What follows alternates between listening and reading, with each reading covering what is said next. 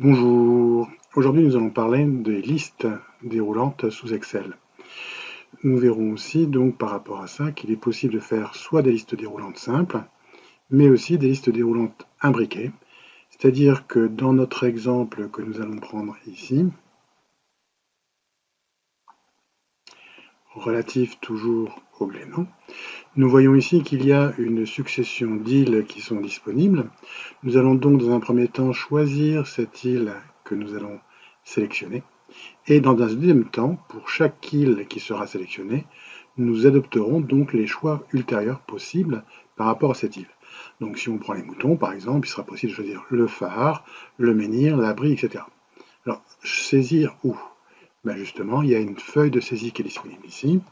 Cette feuille de saisie contient donc un certain nombre d'informations, une action quelconque, une île dans laquelle va se passer l'action, des précisions, c'est-à-dire le lieu où l'action se passe elle-même, et la date de réalisation de l'action. Donc, si on choisit ici de mettre une île, on va donc pouvoir, dans ce cas-là, choisir l'île qui est là. Alors, on pourrait demander à taper n'importe quoi, mais ce n'est pas forcément évident, c'est juste pour canaliser le choix de l'utilisateur, de façon à ce que l'utilisateur n'utilise pas n'importe quel choix, et surtout que tout soit normé. Je prendrai l'exemple de Guillotech, par exemple. Il y a différentes orthographes possibles, suivant les temps, les âges, etc. Donc, pour être sûr que Guillotech sera écrit toujours de la même façon, il est impératif de l'avoir dans une liste pour éviter donc d'avoir 5-6 fois Guillotech qui apparaissent et donc de ne pouvoir utiliser ce tableau-là par la suite pour faire, par exemple, un tableau croisé dynamique. Je vous renvoie la vidéo cette partie-là, sur ces parties-là parce qu'il s'est traité plusieurs fois. Donc ici, qu'est-ce que je vais pouvoir faire? Je vais pouvoir aller dans Données, et je vois que dans Données, j'ai une partie qui s'appelle Validation de données. Si je clique dans Validation de données, je vois qu'il me dit, voilà, on peut choisir un certain nombre de choses par rapport à ça. Alors, le compris entre, bien sûr, ne va pas intervenir par rapport à ma liste. Mais compris entre pourrait être par exemple par rapport à un nombre entier ou un nombre décimal. Si je choisis ça, je peux dire compris entre, toc toc. C'est par exemple l'inscription des étudiants à Glénan Academy. Je peux dire qu'ils ont entre 10 ans et 80 ans. Alors après, je peux faire varier ce chiffre-là, mais au moins je suis sûr d'avoir des informations qui seront saisies par l'utilisateur qui ne seront pas erronées. Le code postal, systématiquement, si c'est en France au moins, je vais pouvoir dire qu'il a 5 chiffres, hein, etc., etc. Donc on va pouvoir, par rapport à ça, mettre un certain nombre de contraintes.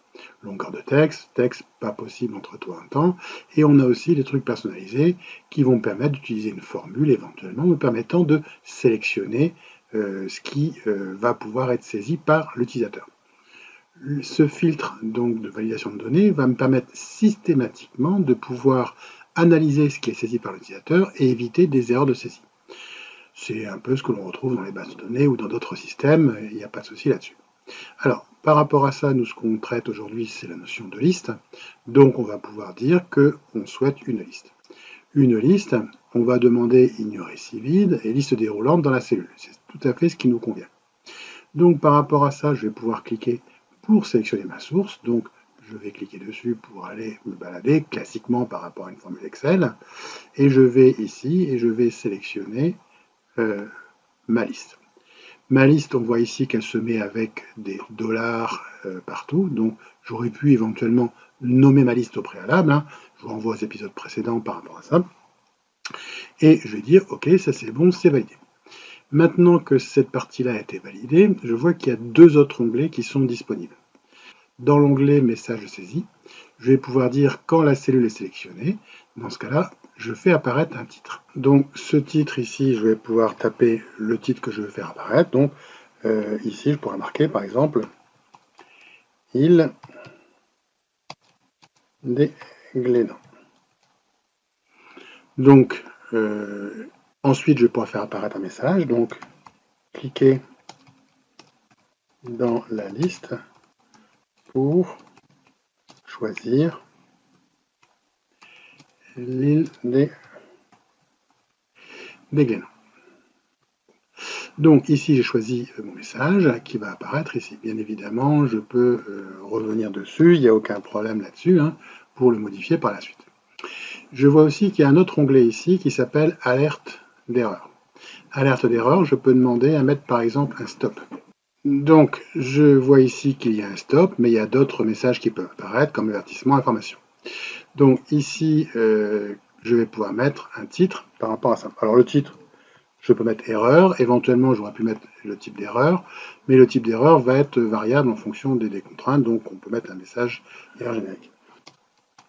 Une île dans la liste.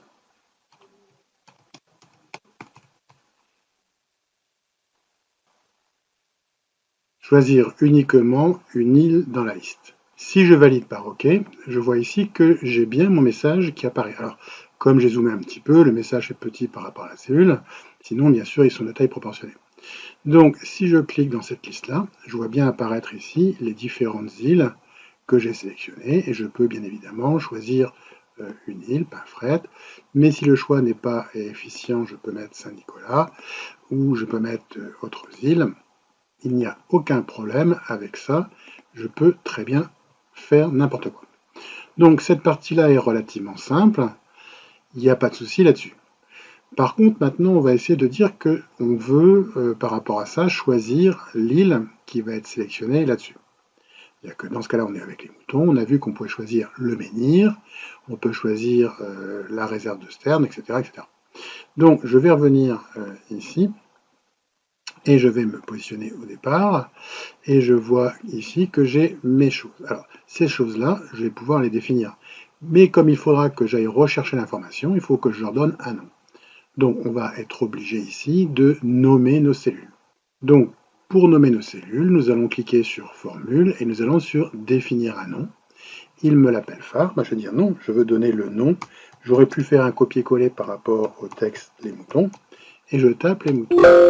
Et là je vois que apparaît un message d'erreur qui me dit bah non, c'est pas possible d'avoir un truc les moutons.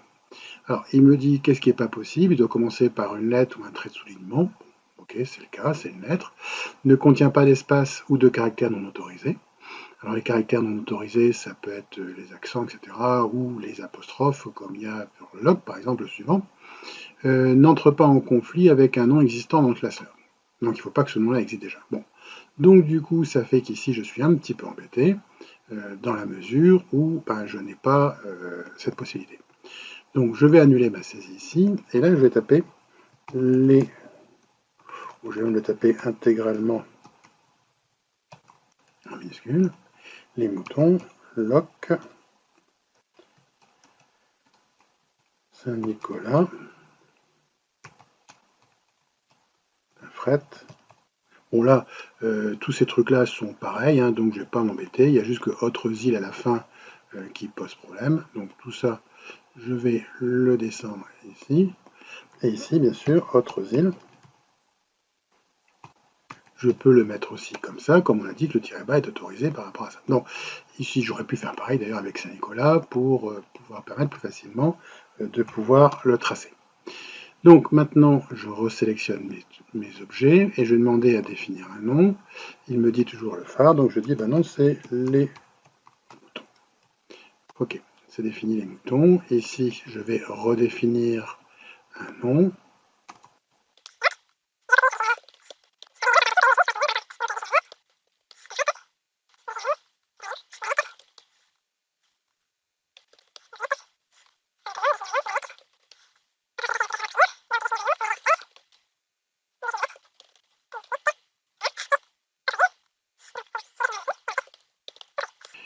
Donc voilà, mon choix est fait par rapport à ça.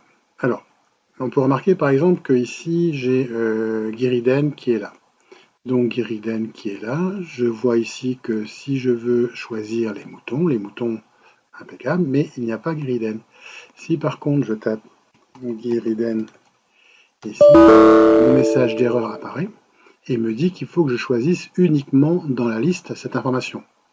Donc il paraît évident que par rapport à ça, il aurait été intéressant que mon message, je le complète éventuellement en indiquant pour les îles Guériden, machin, etc., veuillez choisir préalablement autres îles pour pouvoir la mettre en précision. Enfin, vous comprenez qu'il est intéressant de pouvoir anticiper ce que l'utilisateur va saisir comme erreur pour pouvoir justement corriger éventuellement ou l'aider à éviter cette erreur.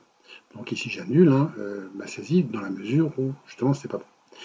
Donc si je regarde ici maintenant, je peux refaire une recherche par rapport à ça, mais une recherche dans quelle valeur? Alors il faudrait dans un premier temps que je sélectionne ici, que je dise que cette partie-là, les moutons, bien évidemment, est remplacée par les moutons en un seul mot.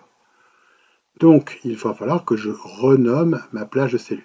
Donc ici, je vais sélectionner ma plage de cellules.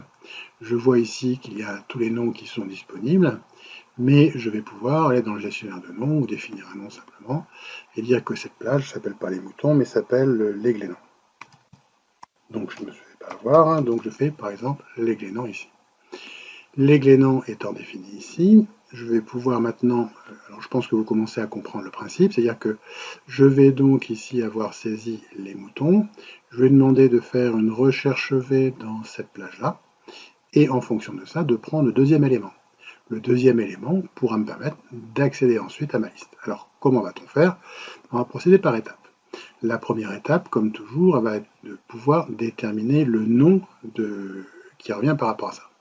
Donc de façon classique, c'est égal recherche V.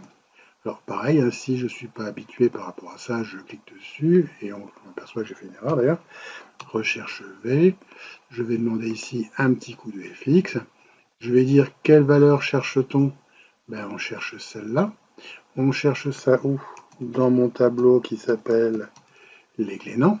Je vois bien que ça s'est choisi, donc c'est correct. Je vais dire 2, pour dire 2 par rapport à ça. Et ici, il me demande vrai ou faux. Alors, vrai ou faux, on a déjà traité cet exemple-là plusieurs fois.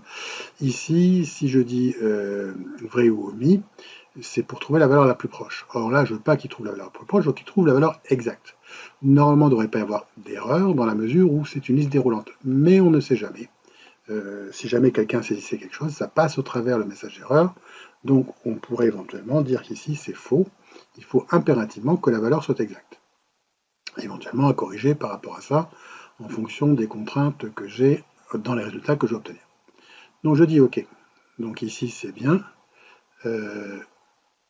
Alors, il me dit lock parce que c'est les moutons, normal, ici parce que c'est pas une recherche V habituelle, mais c'est une recherche H, puisqu'on est horizontal, et je vois bien ici que c'est écrit les moutons.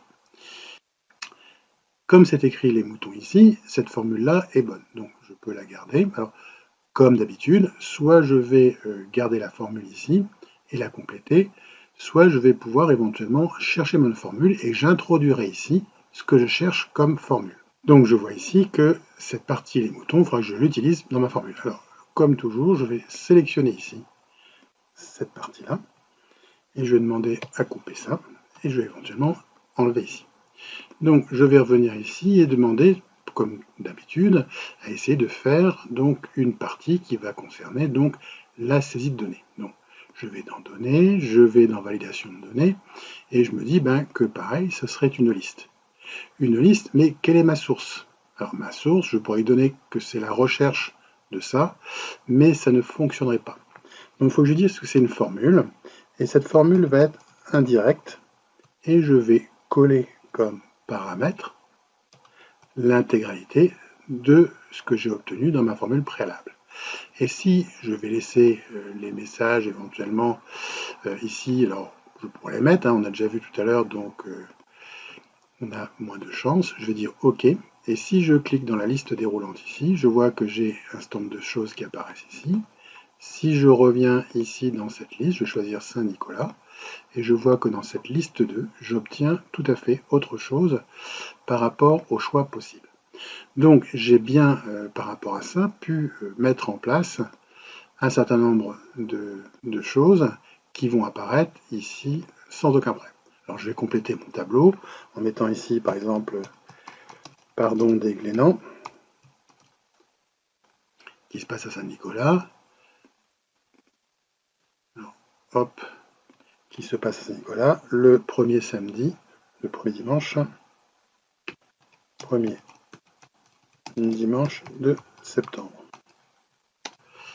Donc ici j'ai mis l'information, donc je vais pouvoir compléter éventuellement en mettant des informations, etc. Alors, dans tous les cas, comme d'habitude, hein, j'ai intérêt systématiquement dans mon tableau à mettre mon tableau, j'ai intérêt à mettre mon tableau sous forme de tableau, de façon à ce que quand je vais saisir autre chose, je ne sais pas, nettoyage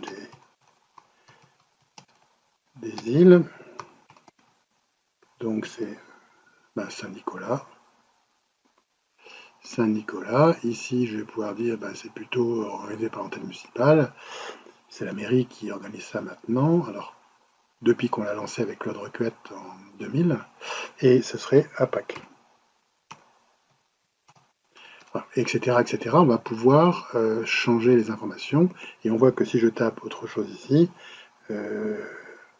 peu importe ce que je tape, dès que je vais taper, ça va automatiquement s'implémenter par rapport à ça. Et l'avantage, comme on l'a vu, hein, c'est que j'ai pu à m'embêter par rapport à ça, l'information est recopiée automatiquement. Alors que si je n'avais pas fait cette chose-là, j'aurais dû recopier les cellules sur la liste. Donc voilà traité de façon un peu succincte la notion de liste et de liste imbriquée.